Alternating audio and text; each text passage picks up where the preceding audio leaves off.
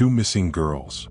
On a crisp autumn morning in September 2018, two families in the quiet suburb of Millbrook woke to every parent's worst nightmare. Their daughters, 12-year-old Emma Richardson and 13-year-old Sophie Chin, had vanished without a trace. What began as a frantic search for two missing children would expose a predator who had been hiding in plain sight for years.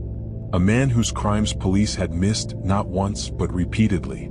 This is the story of institutional failure, community terror, and the desperate race against time to save two innocent lives. This is Sinister Secrets. Millbrook, a suburban town of approximately 45,000 residents, nestled between rolling hills and dense woodland, had always prided itself on being safe.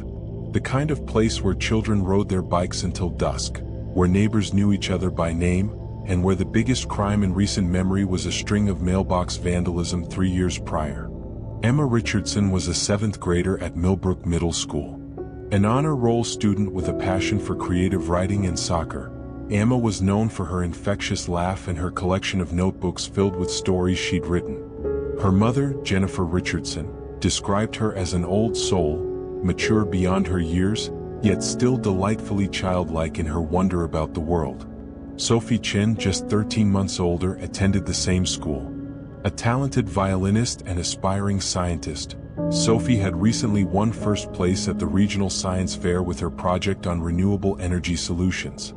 Her father, David Chin, a software engineer, often said Sophie had inherited her mother's intelligence and her determination. The two girls had been best friends since 4th grade, bonding over their shared love of mystery novels and their dreams of one day becoming investigators themselves. The irony of this detail would not be lost on anyone as the investigation unfolded. On Friday, September 14, 2018, both families had given the girls permission for a sleepover at Emma's house. It was a routine they'd established over the years, alternating between households, watching movies, staying up late talking about boys and books and everything in between. But Emma and Sophie never made it to that sleepover. Reconstructing the final hours before a disappearance is critical to any investigation. Every detail, no matter how insignificant it may seem, could be the key to solving the case. At 3:15 p.m. on September 14th, Emma and Sophie were seen leaving Millbrook Middle School together. Security footage shows them walking out the main entrance, backpacks slung over their shoulders, laughing about something one of them had said. They appeared relaxed, happy, completely unaware that these would be the last moments of normalcy they would ever know. At 3:47 p.m., Sophie sent a text message to her mother, walking to Emma's. "Be there soon. Love you." It was a message that would haunt Lisa Chin for months to come. The route from school to Emma's house was approximately 1 mile, a 20-minute walk through residential streets the girls had traveled dozens of times before. Multiple witnesses would later report seeing the two girls during this walk. Mrs. Patterson, an elderly neighbor who was tending to her garden, waved to them at approximately 3:55 p.m. They waved back. A postal worker named Marcus Jenkins passed them on Elm Street around 4:02 p.m. He remembered because Sophie had accidentally dropped her phone and he'd stopped to make sure she'd retrieved it. She had smiled, thanked him, and continued on her way. But somewhere between Elm Street and the Richardson residence on Maple Drive, something went terribly wrong.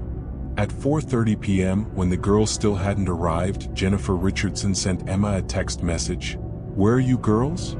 No response. At 4:45 p.m., she called Emma's phone. It went straight to voicemail. At 5 p.m., Jennifer Richardson called Lisa Chin. "The girls aren't here yet. Have you heard from them?" That phone call changed everything. The first rule of missing person investigations is that the first 24 hours are critical. Every minute that passes reduces the likelihood of a positive outcome. Jennifer Richardson and Lisa Chin understood this instinctively, even before they understood the full horror of what was happening. By 5:30 p.m., both families had called the Millbrook Police Department. The responding officer, Sergeant Michael Torres, arrived at the Richardson home at 5:52 p.m. He took down the basic information: names, ages, physical descriptions, what they were wearing when they were last seen. What happened next would become one of the most controversial aspects of the entire case. Sergeant Torres, following department protocol, informed the parents that juveniles must be missing for 24 hours before they could officially file a missing persons report. He suggested the girls might have decided to stop somewhere, maybe to get ice cream or visit another friend. "They're teenagers," he said, attempting to reassure the frantic parents. "They lose track of time." But Jennifer Richardson knew better. She knew her daughter. Emma was responsible. Emma followed rules. Emma would never, ever disappear without calling. Lisa Chin was equally insistent. "Something is wrong. Please, you have to look for them now." To his credit, Sergeant Torres did agree to drive the route between the school and the Richardson house, looking for any sign of the girls. He found nothing. No backpacks discarded on the sidewalk. No cell phones dropped in the street. No witnesses who had seen anything unusual. By 7 p.m., as the sun began to set, David Chin and Michael Richardson, Sophie's and Emma's fathers, organized their own search party. Neighbors joined in. Within an hour, 50 people were combing the neighborhood, calling the girls' names, checking yards and parks and any place 2 young girls might be. By 9 p.m., that number had swelled to over 200 volunteers. By 10 p.m., the Millbrook Police Department officially opened a missing persons investigation. By midnight, every parent in Millbrook was holding their children a little tighter, wondering if their safe suburban bubble had finally, irreversibly, been shattered. The investigation begins. When dawn broke on September 15th, the investigation kicked into high gear. Detective Sarah Holloway, a 15-year veteran of the Millbrook Police Department, was assigned as lead investigator. She assembled a task force that included local police, county sheriff's deputies, and FBI agents specializing in child abduction cases. The FBI's involvement was immediate because of a grim statistic. When a child is abducted by a stranger, if they're going to be killed, it usually happens within the first 3 hours. Emma and Sophie had been missing for over 12 hours. Detective Holloway began with the basics. She ordered a comprehensive canvass of the neighborhood. Officers went door to door, asking residents if they'd seen anything unusual, checking doorbell cameras and home security systems, searching for any shred of evidence. The girls' cell phones were traced. Both devices were off, their last known locations pinging from a cell tower that covered a 2-mile radius, including the route between school and home. Not helpful. Digital forensics specialists analyzed the girls' social media accounts, text messages, and online activity. They were looking for anything suspicious. Unusual contacts, concerning conversations, any indication the girls might have been communicating with someone they shouldn't have been. What they found painted a picture of 2 completely normal teenage girls. Their conversations were about homework, boys they had crushes on, YouTube videos they found funny, complaints about teachers. Nothing remotely suspicious. The families were interviewed extensively. In cases of missing children, investigators must always rule out family involvement first. It's an uncomfortable reality, but statistically, family members are most often responsible. Both families cooperated fully. They submitted to polygraph tests. They allowed full access to their homes, their computers, their financial records. All passed with flying colors. "We just want our daughters back," David Chin told investigators, his voice breaking. "Whatever you need from us, it's yours." On the afternoon of September 16th, 48 hours after the girls vanished, a witness came forward who would change the direction of the investigation. Sound effect, phone ringing. 17-year-old Tyler Brennan called the police tip line. He'd been at the skate park near Elm Street on the afternoon of September 14th, and he'd seen something that didn't sit right with him. "Tyler, there was this van, like a white or maybe cream-colored van, kind of old and beat up. It was parked on the side street near the park, which was weird because nobody really parks there. And the guy driving it? I don't know, man, he just seemed off." Detective Holloway, "Can you describe him?" "Tyler, white guy, maybe 40 or 50. Hard to say. He was wearing a baseball cap pulled down low. Sunglasses. He was just sitting there in the van watching people go by. I noticed him because I was there for like an hour and he never got out. Just sat there." "Did you see him interact with anyone?" "Tyler, that's the thing. When I was leaving around 4 o'clock maybe, I saw 2 girls walking past on the main road. They kind of matched the description of the missing girls from the news. I didn't think much of it at the time, but after they passed, I saw the van start up and pull out. It went the same direction they were walking. This was the break investigators had been desperately hoping for. A potential suspect vehicle. A potential suspect. A timeline that aligned with the girls' disappearance. Detective Holloway immediately ordered a search for all white or cream-colored vans registered in the county. The list was extensive, over 300 vehicles. Each one would need to be tracked down, the owner interviewed, the vehicle examined. She also ordered Tyler to work with a sketch artist. Even though the suspect had been wearing sunglasses and a cap, Tyler might remember distinguishing features. Build, approximate age, skin tone, any visible tattoos or scars. The sketch that emerged showed a middle-aged white male with a thin face, prominent nose, and receding hairline visible under the cap's edge. It wasn't much, but it was something. That evening, the sketch was released to the media. Within hours, it was on every news channel, plastered across social media, shared thousands of times. News anchor. Police are asking for the public's help in identifying this man, who may have information about the disappearance of Emma Richardson and Sophie Chin. If you recognize this individual or have seen a cream or white van matching this description, please contact the Millbrook Police Department immediately. The tip line exploded with calls. Hundreds of leads poured in. Each one had to be investigated, verified, or ruled out. But none of them led to Emma and Sophie. What investigators didn't know, what they couldn't have known at the time, was that the predator they were hunting had already been on their radar. Multiple times. His name was Robert Dale Hutchinson, 43 years old, a registered sex offender. In 2009, Hutchinson had been convicted of possession of child pornography in a neighboring county. He'd served 3 years in prison and been released under supervised probation. Part of his probation requirements included regular check-ins with local police and restrictions on where he could live and work. Hutchinson had moved to Millbrook in 2016, 2 years before the girls disappeared. He'd registered with local law enforcement as required by law.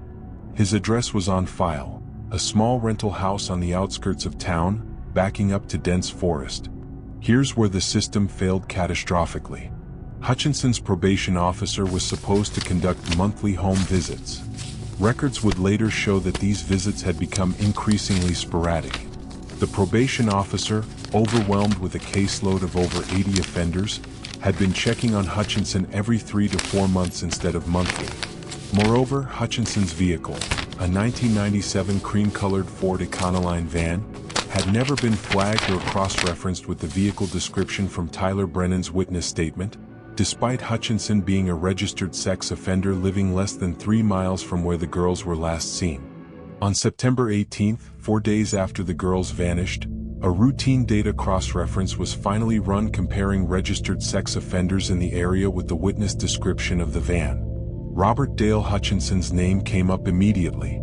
Detective Holloway felt her blood run cold as she read Hutchinson's file. Sexual offenses involving minors. Prior conviction for child pornography. Living in Millbrook.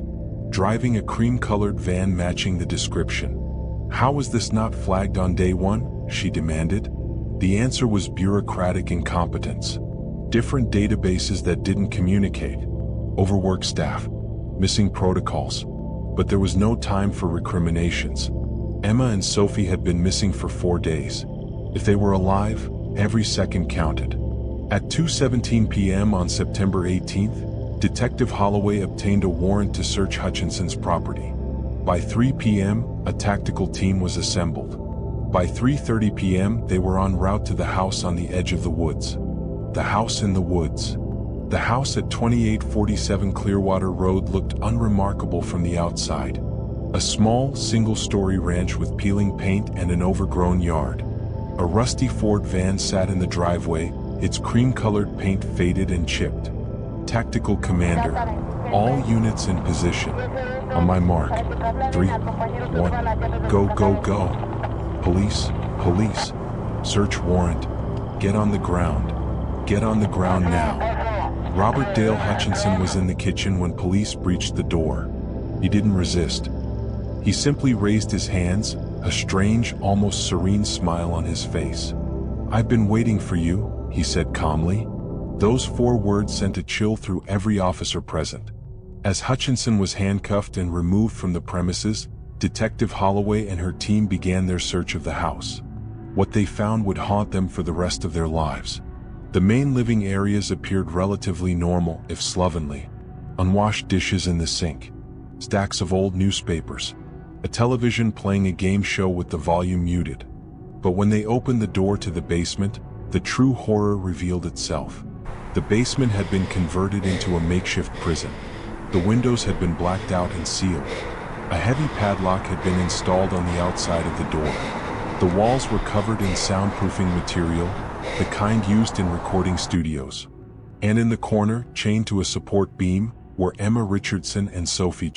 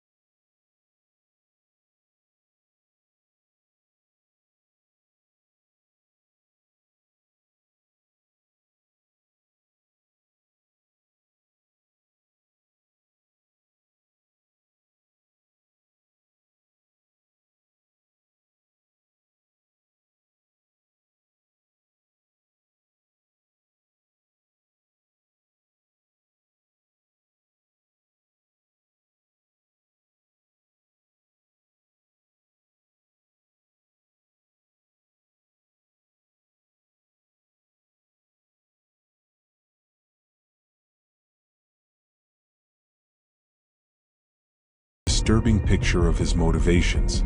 Hutchinson was not an opportunistic killer. He was a collector. His previous conviction for child pornography showed a pattern. He hoarded images and videos, categorized them, obsessed over them. The girls represented a step forward in his twisted escalation, from consuming abuse material created by others to producing his own. He'd planned their abduction meticulously. 4 weeks before September 14th, he'd been following both girls, learning their routines, identifying the perfect moment to strike. The walk from school to home, a route they took regularly, often together, through quiet residential streets with few witnesses. The van Tyler Brennan had seen wasn't parked by coincidence. Hutchinson had been waiting, watching, until the perfect moment presented itself. His plan was to keep the girls for weeks, possibly months, documenting their captivity on video. The soundproofing ensured their screams wouldn't be heard.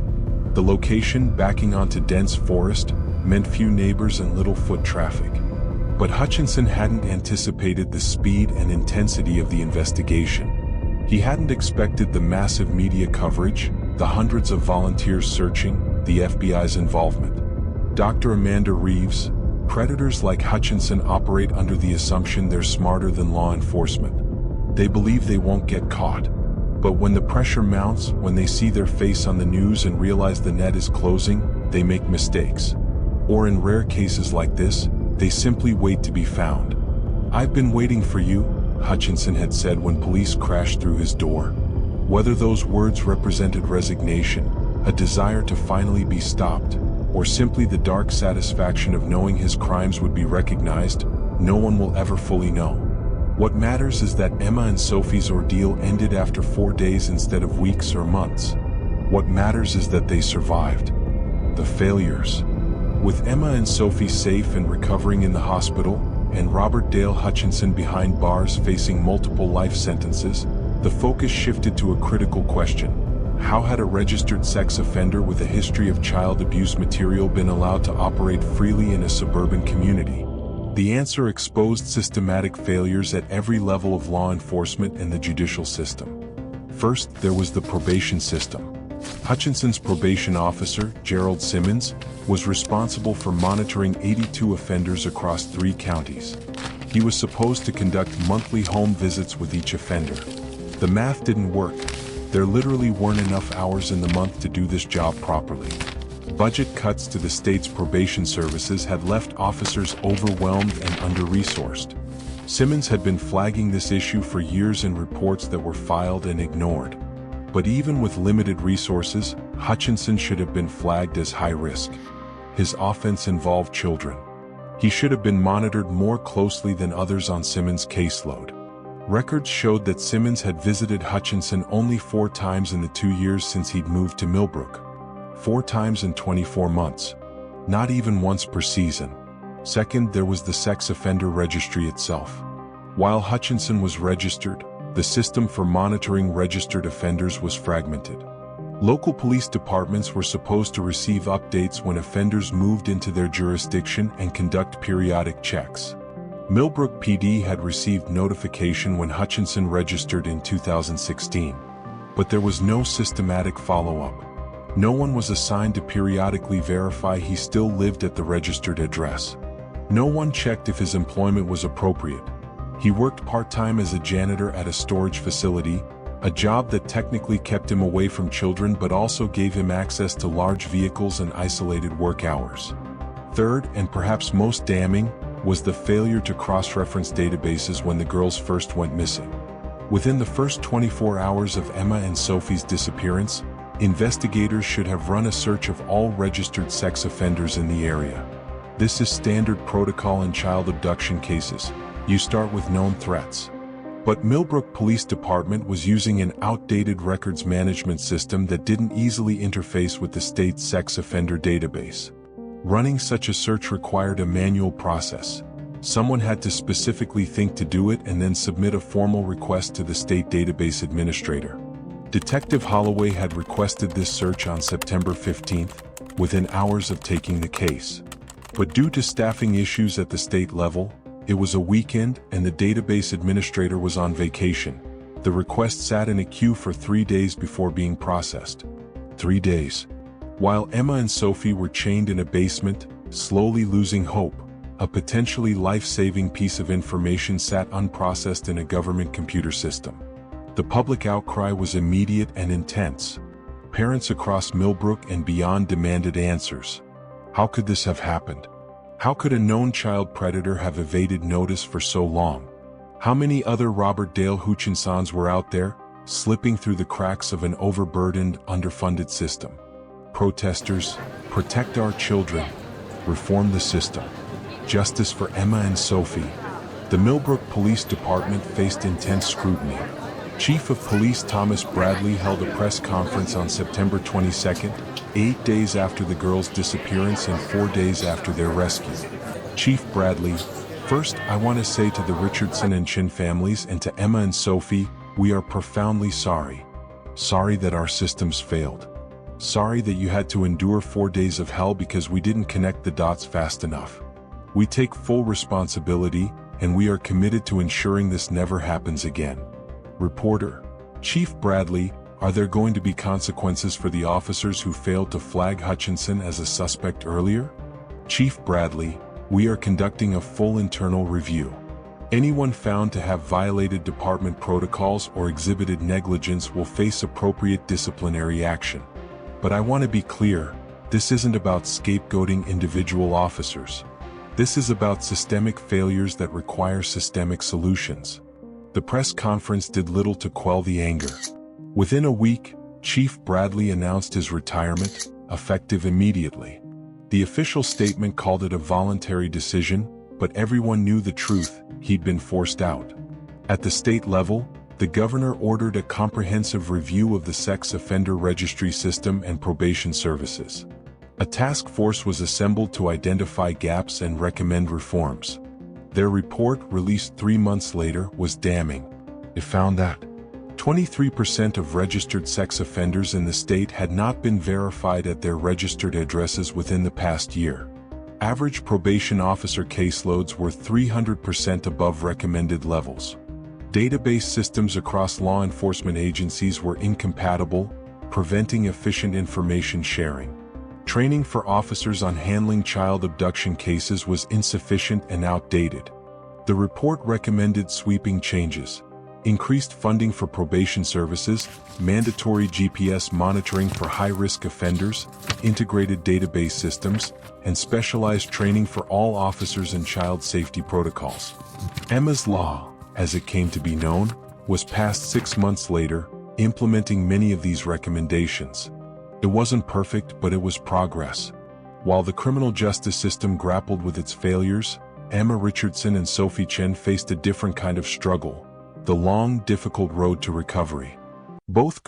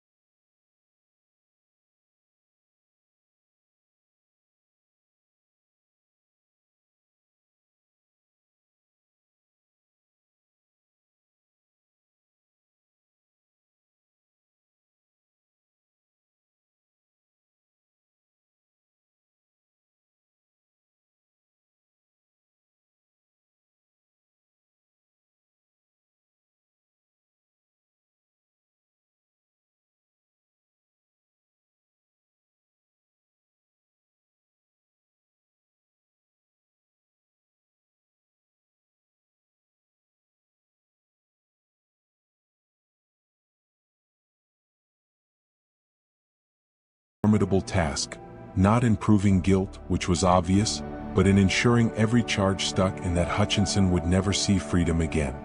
The charges against Hutchinson were extensive: 2 counts of first-degree kidnapping, 2 counts of child endangerment, production of child abuse material, distribution of child abuse material found on his computer, unlawful restraint, assault, and multiple violations of his sex offender registration requirements. If convicted on all counts, he faced multiple consecutive life sentences without the possibility of parole. The prosecution's case was built on overwhelming physical evidence. DNA evidence placed the girls in Hutchinson's basement. Forensic analysis of the chains showed where Emma and Sophie had been restrained. The videotapes, which would not be shown in open court to protect the victims, documented the girls' captivity in Hutchinson's own twisted words. Digital forensics had uncovered Hutchinson's online activities. He'd been active on dark web forums where predators shared abuse material and discussed abduction techniques. Messages found on his computer showed he'd been planning the kidnapping for weeks, detailing his surveillance of the girls, his preparations of the basement, his fantasies about what he would do. These messages would prove premeditation, elevating the severity of the charges. The defense, led by court-appointed attorney Marcus Webb, faced an impossible situation. His client was guilty, there was no question. The evidence was overwhelming. Webb's only option was to try for a plea deal that might spare Hutchinson the death penalty, which prosecutors were seriously considering. But Hutchinson refused. Marcus Webb, in later interview, "My job is to provide the best defense possible, regardless of personal feelings." But Robert Hutchinson was one of the most difficult clients I've ever represented. He showed no remorse. None. He insisted on going to trial, convinced he could somehow convince a jury that he'd done nothing wrong. It was delusional. The defense strategy, such as it was, attempted to cast doubt on Hutchinson's mental state.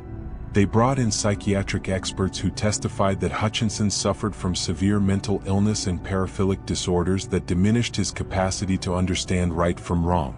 The prosecution countered with their own experts who testified that while Hutchinson clearly had psychological disorders, he was legally sane and fully aware his actions were criminal. The extensive planning, the precautions he'd taken to avoid detection, the soundproofing of the basement, all indicated rational thought and intent to avoid consequences. The most anticipated and dreaded part of the trial was whether Emma Richardson and Sophie Chen would testify. Having child victims testify against their abusers is always controversial. On one hand, their testimony can be powerful and persuasive. On the other, forcing them to relive their trauma in a public courtroom, facing their abuser, can cause additional psychological harm. District Attorney Reynolds met with both families multiple times to discuss the options. Legally, the girls' testimony wasn't necessary. The physical evidence alone was enough to convict. But Reynolds believed their voices should be heard if they wanted to speak. After extensive consultation with their therapists, both Emma and Sophie made the decision to testify. They wanted to look Hutchinson in the eye and tell their truth. They wanted him to hear in their own words what he had done to them. On March 12, 2019, Emma Richardson took the stand. The courtroom was packed. Journalists, members of the public, advocates for victims' rights, all there to witness this moment. Judge Patricia Morehouse had ordered strict protocols. No cameras allowed, no sketches of Emma during testimony, and anyone who made a sound would be immediately removed. Emma's testimony lasted 40 minutes. She described the day she and Sophie were taken, how the van had pulled up beside them, how Hutchinson had gotten out and grabbed them before they could scream, how he'd used chloroform-soaked rags to render them unconscious. She described waking up in the dark, chained to a pole, terrified and disoriented. She described 4 days of fear, of not knowing if they would ever be found, of watching Sophie retreat into herself as hope faded. Emma testified, words paraphrased, "I thought about my family every second. I thought about whether I'd ever see them again. I thought about all the things I'd never get to do, go to high school, learn to drive, go to college, fall in love. He took those 4 days from me. But he didn't take my future. I'm here. I survived. And I want everyone to know that he didn't win." There wasn't a dry eye in the courtroom. Several jurors were openly crying. Even the bailiff had to step outside to compose himself. Robert Dale Hutchinson sat motionless at the defense table, his expression blank, showing no emotion whatsoever. Sophie Chen's testimony the following day was equally powerful but more clinical. Where Emma had been emotional, Sophie was precise, detailing every aspect of their captivity with scientific accuracy: the dimensions of the room, the timing of when Hutchinson would bring them food, the temperature, the sounds they could hear from outside. Her testimony was that of someone reclaiming control by documenting what had been done, refusing to let the horror remain vague or undefined. When both girls had finished testifying, Judge Morehouse called a recess. She needed it as much as anyone. The jury deliberated for less than 3 hours. On March 18, 2019, they returned with their verdict: guilty on all counts. The courtroom erupted in restrained applause. Judge Morehouse gavelled for order, but she didn't admonish the crowd. She understood. Sentencing was scheduled for 2 weeks later, giving both sides time to prepare their arguments. On April 2, 2019, Robert Dale Hutchinson stood before Judge Morehouse for the final time. The prosecution recommended the maximum sentence on all counts to be served consecutively, effectively multiple life sentences without parole.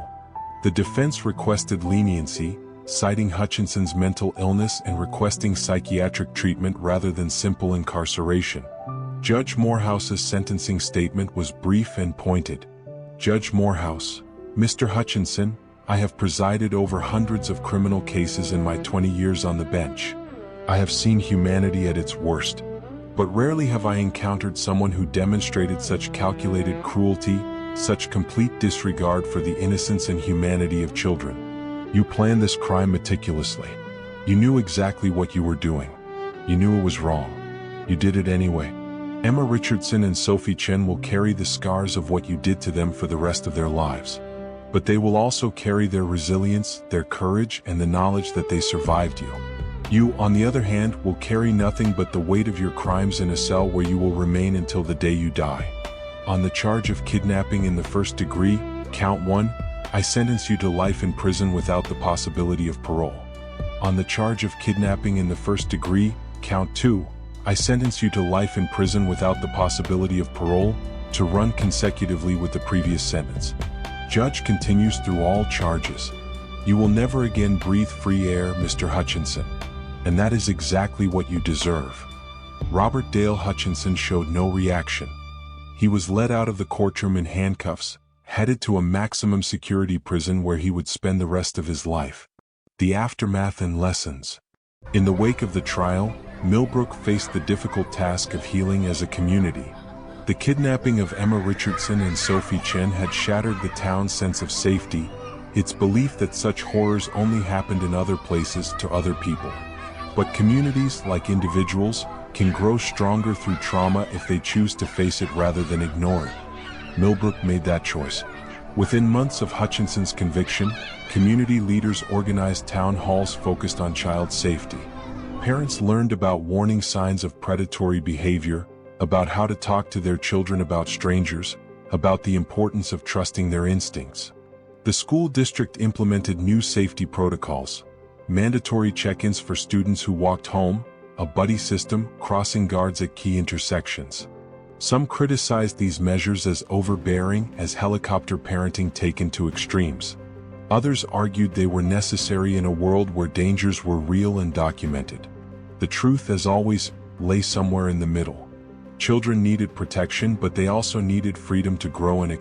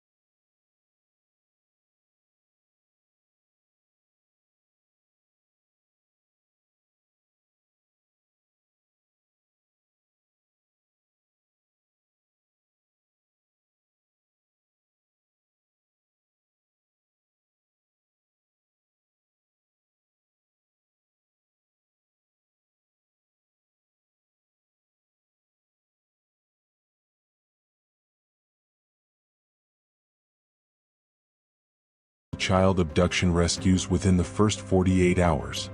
A 45% increase in probation officer retention, due to manageable caseloads. 0 cases of missed database cross-referencing in child abduction investigations.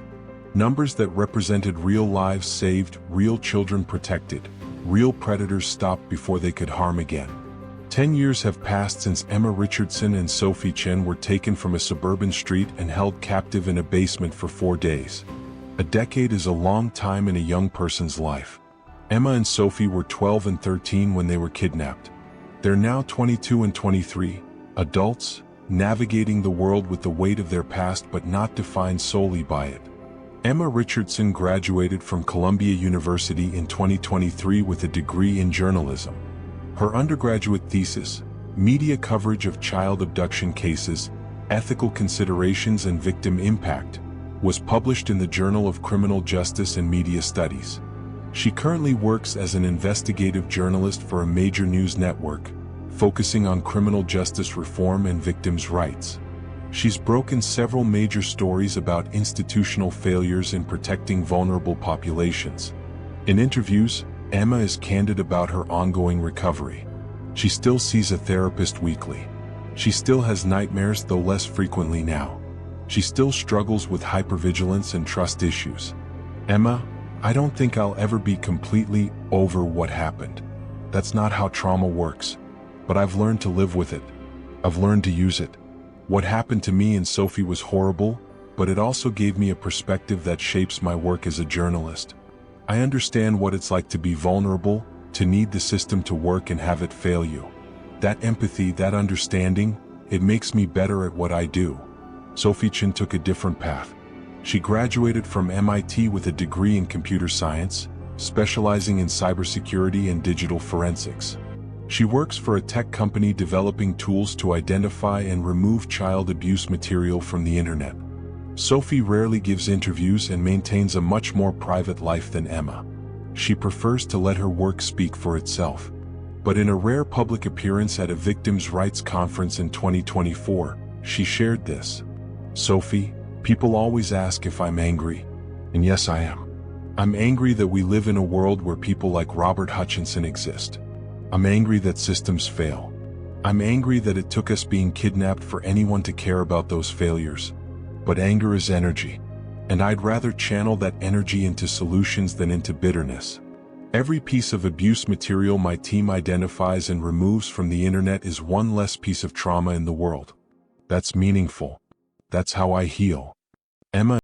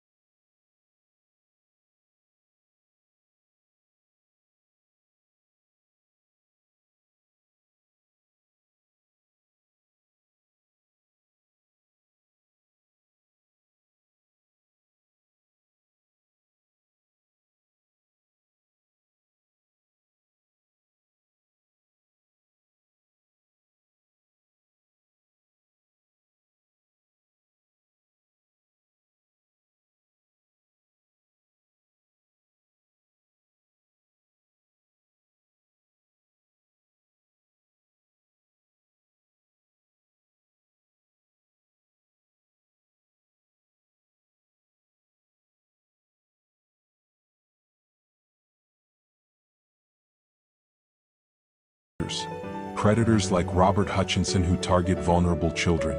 This case forces us to confront uncomfortable questions. How many other predators are slipping through the cracks of overwhelmed systems? How many sex offenders are not being properly monitored?